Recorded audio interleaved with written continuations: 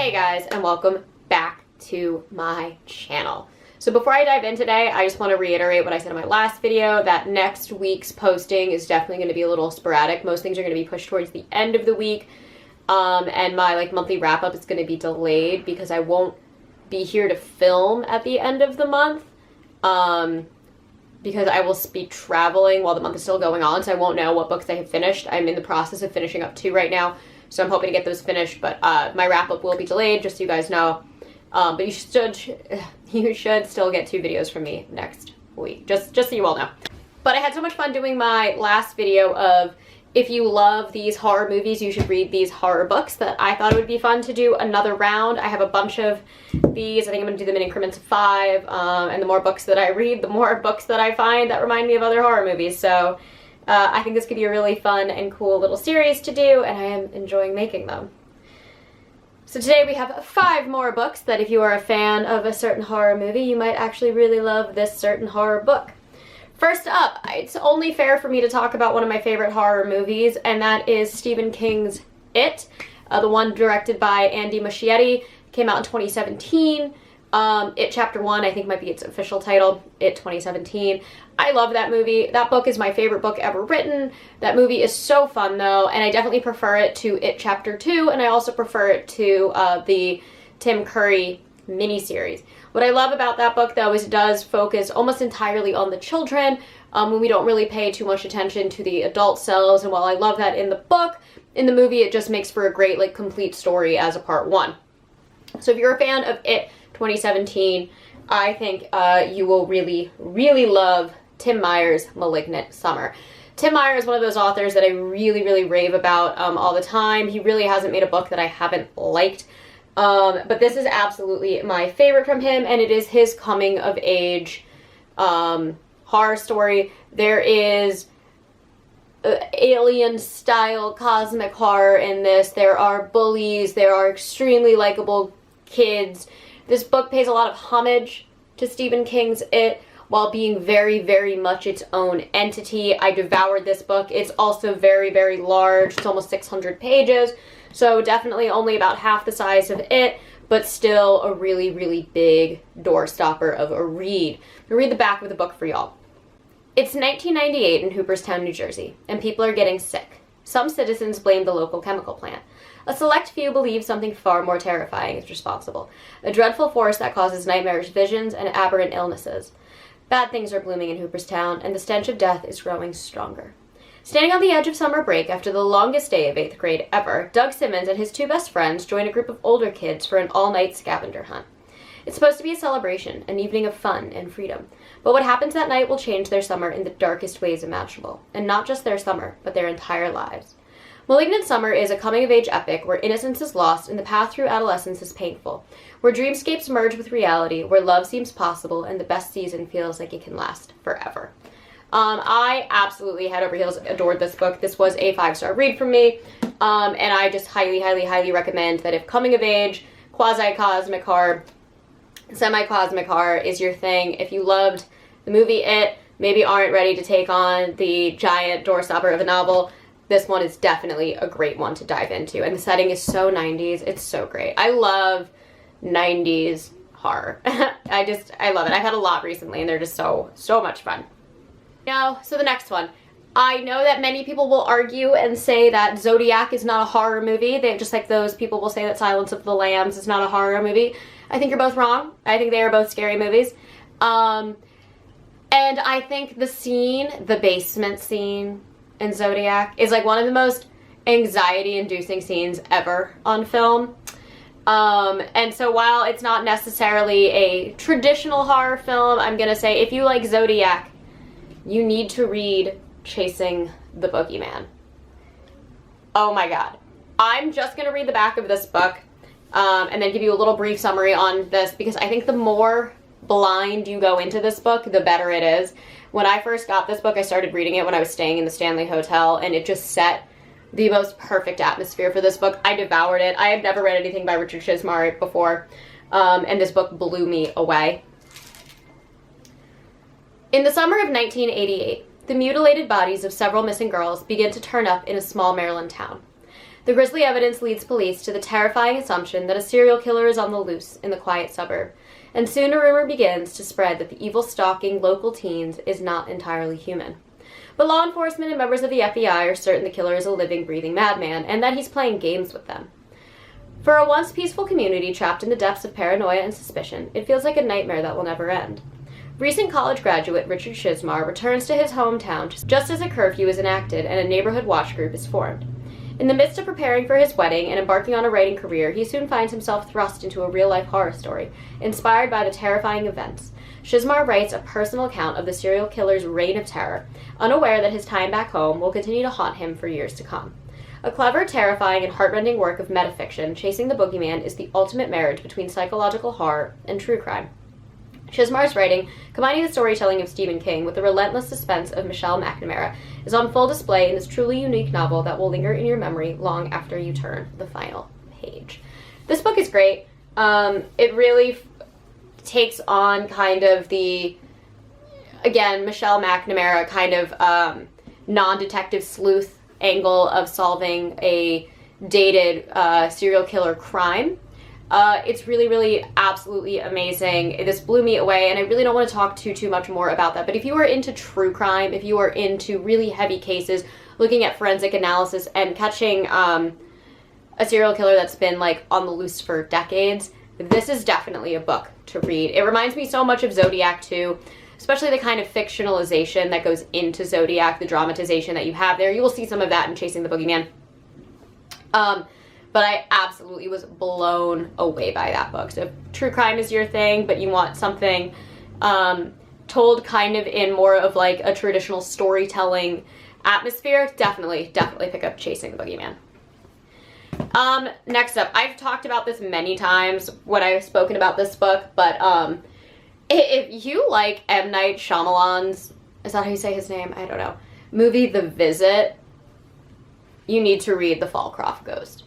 Now, if you haven't seen The Visit and you're looking at me like I'm like crazy for suggesting that, let me just tell you that I went into The Visit thinking it was going to be absolutely trash, and that movie was really fun. It's Shyamalan, so it's twisty, it's turny, it's weird, it's unnerving. But the main story is about two kids who stay with their grandparents who they've never met before, and things get weird, which is pretty much the premise for The Fall Croft Ghost, though I will say they are completely different story-wise. The premise of both is the same, but they are completely different story-wise, but they are still kind of these fun and lighthearted sides of really terrifying concepts. Darcy Coates is known for writing very cozy horror, but this still has a very, very dark edge to it. The Visit is more lighthearted than most of Shyamalan's work, so they kind of blend very, very well together. I'm going to read the back of this book very quickly. Every family has its secrets. When their mother is hospitalized, Tara and Kyle are sent to stay with their only remaining relatives. Their elderly grandparents seem friendly at first, and the rambling house is full of fun nooks and crannies to explore. But strange things keep happening. A bedroom remains locked at all times, doors slam, and curtains shift when no one is inside. And there are whispers of a sister who drowned in the lake long ago. Something is being hidden away, kept safely out of sight, and the children can't shake the feeling that it's watching them. When a violent storm cuts off their only contact with the outside world, Tara and Kyle must find a way to protect themselves from their increasingly erratic grandparents, and from the ghosts that haunt the Fallcroft house. But can they ever hope to escape the unforgivable secret that has ensnared their family for generations?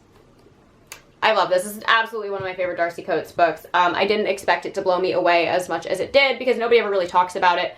So I just want to sit here and promote that everybody should read The Fallcroft Ghost because it's really fun and it's really spooky, and it's like the one time I've seen Darcy Coates do like children as lead characters, and she nails it. They're great. Okay, so this is more of like, if you like this franchise, you should read this book. But if you are a fan of Evil Dead and Evil Dead 2, and pretty much just the majority of Evil Dead, I have a feeling that you will love My Best Friend's Exorcism by Grady Hendrix. Just like the way that Evil Dead kind of pokes fun, reverently at kind of the cabin in the woods ghost story, the slasher film, if you will. My Best Friend's Exorcism pokes fun at possession. And while a lot of Grady Hendrix books really borderline on both humor and horror, I think this is the one that does it just as well as the Evil Dead series does. While again, the storylines are different, the tone is very, very, very much the same. This, in my opinion, is the best thing Grady Hendrix has ever written. It's funny, it's terrifying, it's amazing. There's an 80s soundtrack. It's just awesome. I'm gonna read the back of the book for y'all. High school sophomores Abby and Gretchen have been best friends since 4th grade. But after an evening of skinny dipping goes disastrously wrong, Gretchen begins to act different. She's moody, she's irritable, and bizarre incidents keep happening whenever she's nearby. Abby's investigation leads her to some startling discoveries, and by the time their story reaches its terrifying conclusion, the fate of Abby and Gretchen will be determined by a single question. Is their friendship powerful enough to beat the devil? Like an unholy hybrid of Beaches and The Exorcist, My Best Friend's Exorcism blends teen angst, adolescent drama, unspeakable horrors, and a mix of 80s pop songs into a pulse-pounding supernatural thriller. I have not seen the new Evil Dead movie yet. I really, really want to. It's on my list of things to do. So I don't know if the franchise is keeping with this kind of humorous tone that Sam Raimi, Bruce Campbell had back in the day. But if you're looking for that tone, this. Don't go into this book thinking it's going to be similar to the Evil Dead. It's not. The storylines are completely different. There is obviously like possession in both. But they're both humorous and horrifying in the same kind of style, and I really, really love that. Grady Hendrix just nailed it with this book. Alright, last but not least, if you are a fan of James Wan, and you went and you saw Malignant, expecting Insidious, or The Conjuring, or Saw, and you watched all of Malignant and halfway through were kind of like, what the actual fuck? Then you need to read I'm Thinking of Ending Things. Please don't watch this movie.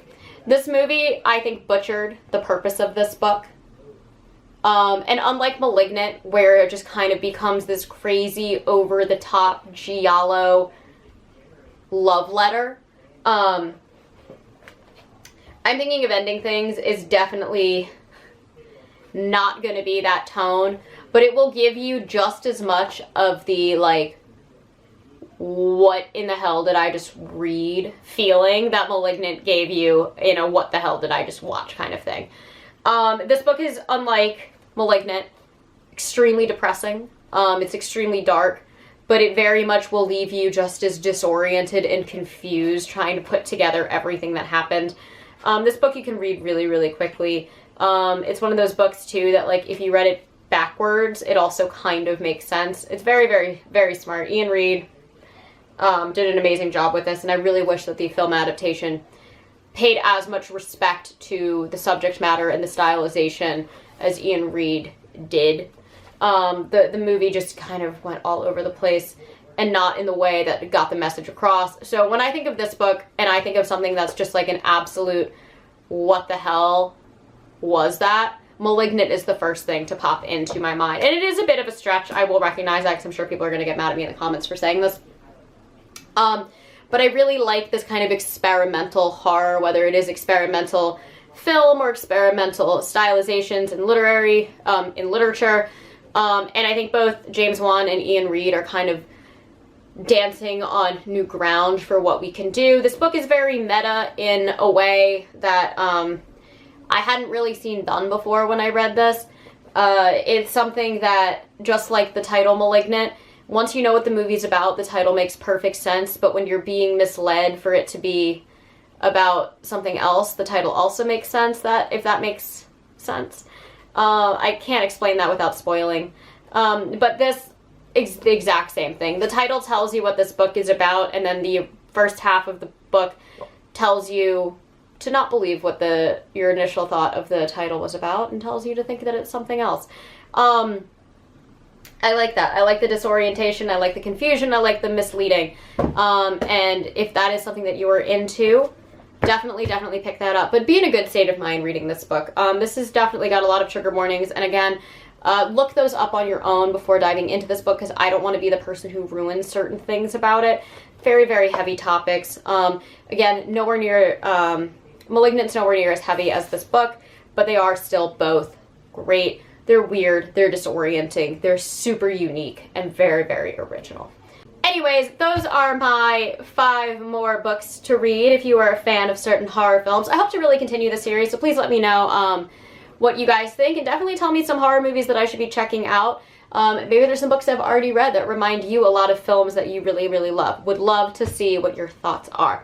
Anyway, as always, I try to post twice a week, usually Monday and Thursday, sometimes on Saturday. And if you enjoy these videos, please hit the like and subscribe buttons down below, and I will catch you all in the next one. Bye.